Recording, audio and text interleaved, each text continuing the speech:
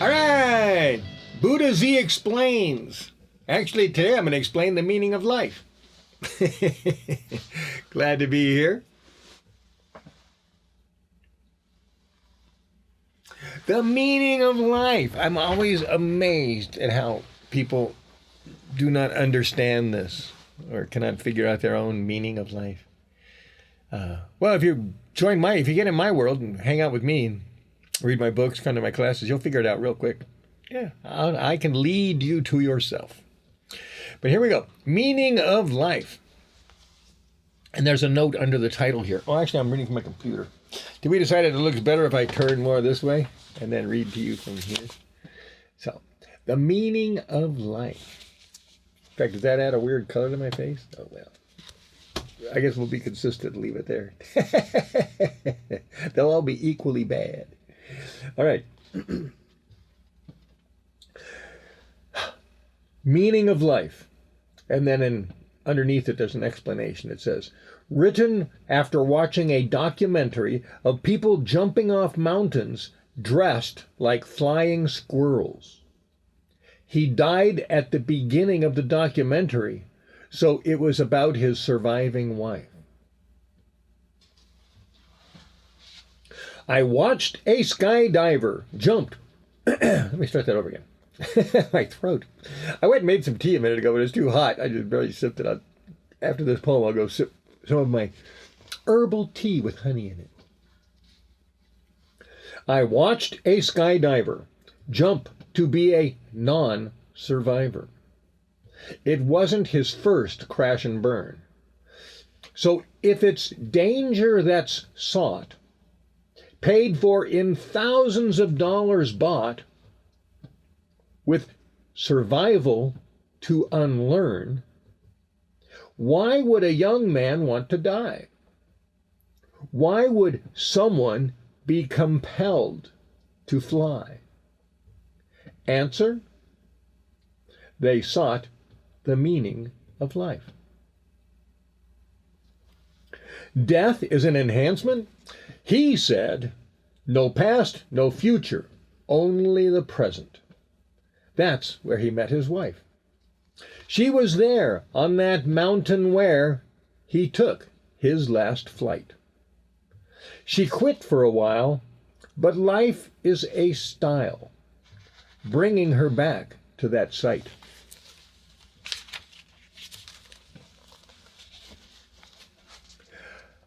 Does she honor his death, offering for sacrifice her last breath?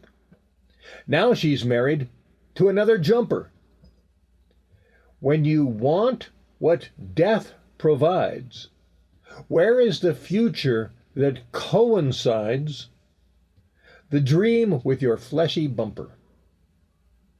With talk as they're packing of all the precautions, preparing for the risk, with no emotions, awaiting the thrill of being scared. The risk of death we appropriately ignore seems a misplaced, unwanted statistical score of how those before you fared. Ignore the risk. You are amazing in daredevil tricks that keep the audience glad. GoPro cameras document your final path of heroic descent to that headstone of engraved pavement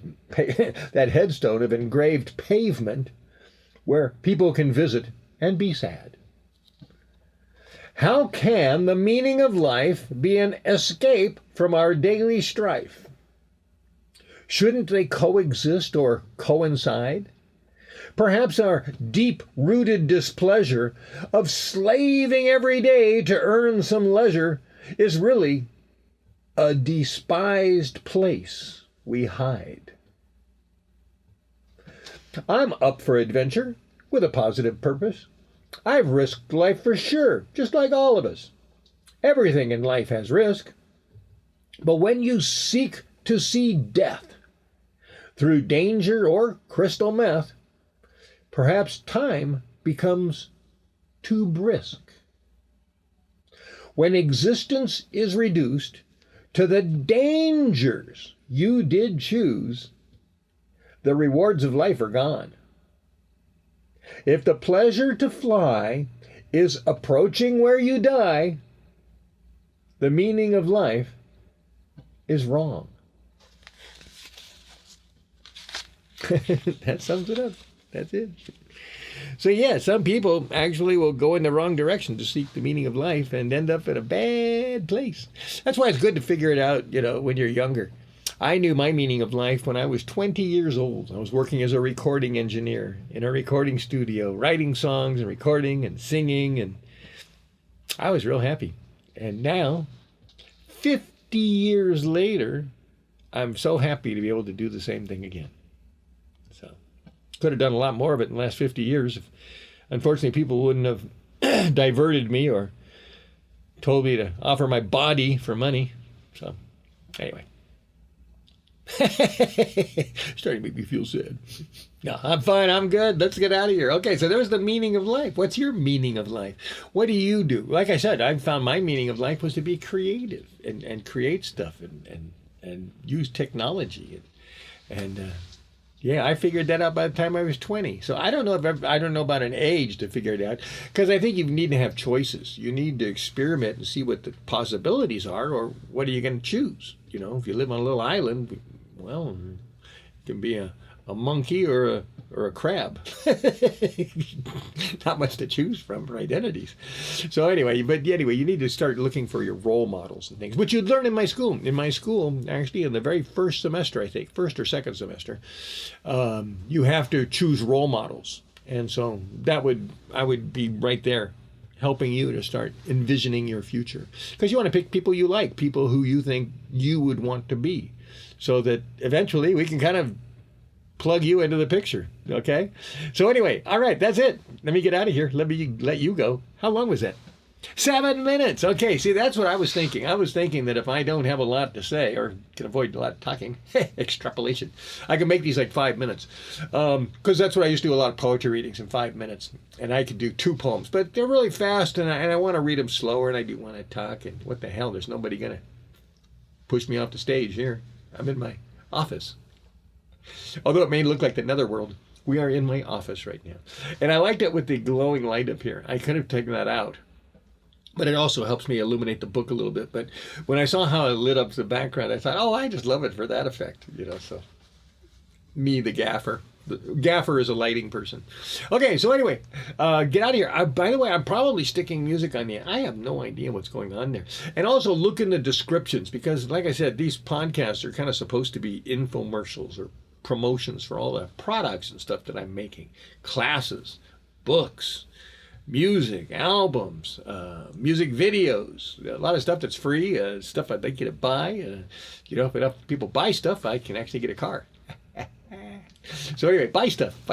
But anyway, just enjoy my stuff as much as you can, and hopefully as you enjoy it more and more, you'll find some stuff you got to buy to enjoy. And if it's not worth it, don't do it. But I like to think a lot of my stuff is worth the price. Plus, I tend to be a little cheaper, but that still shouldn't matter. If you price my stuff is even higher than everybody else, it should still be worth it. All right. Oh, let me salute out of here. Buddha Z has explained the meaning of life.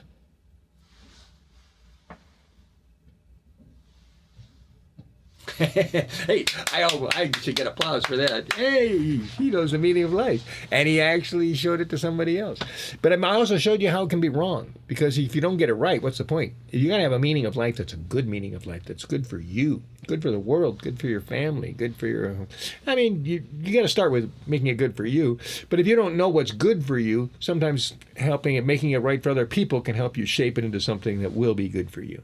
So there's a lot of ways to come at it. I try not to... I've learned the older I get, the less advice I want to give. I'm willing to tell you what I criticize you. Give me information, and I'll deal with that information. But I'm not into cookie cutter molds. Just try to get everybody to fit into certain identities. Until you decide what that identity is, and then we can kind of shape you into that. But until you make that choice, I really don't want to. I try not to, like, if somebody says, "Oh, I'm playing guitar" or something, it's like, "Oh, I don't want to encourage them because maybe they're crappy guitar players." I know somebody who's told me that they've been taking some piano lessons, but they don't like it. They don't like the practicing. So it's like I don't want to ask them how it's coming along because then I'm kind of encouraging them.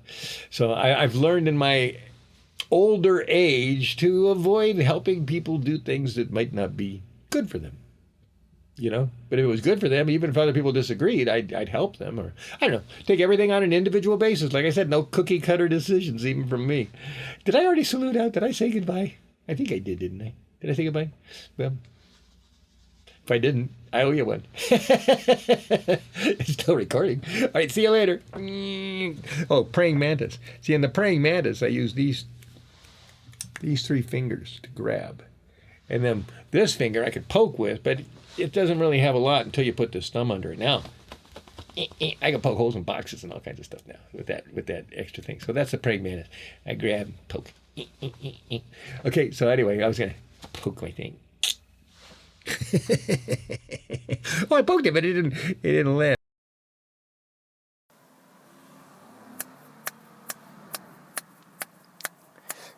Crystal gives and Crystal takes. She looks like Popeye when she gets the shakes. Oh, baby. Oh, oh. At the 7-Eleven, she yells and screams up and down the block. I lost my husband to another man's cock. Oh, baby.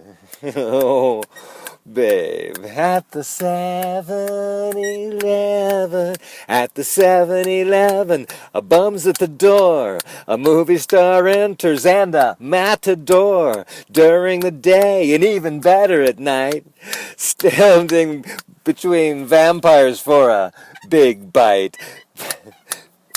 There may be a huddle of homelessness or a pair of policemen getting a tease. Oops. Thought I'd been attacked by something. It was a hairball. There may be a hand... Okay, here we go. Part 2. There may be a huddle of homelessness or a pair of policemen getting iced teas. Oh, my, my. Oh, my, my. At the 7-Eleven. You may not be a winner or a never bet, but the prices at 7-Eleven include the memories you won't forget. Oh, my. Oh, my, my. At the 7-Eleven, at the 7-Eleven, a bum's at the door. A movie star enters and a matador. During the day and even better at night, standing in line with vampires for a big bite. At the 7-Eleven, at the 7-Eleven.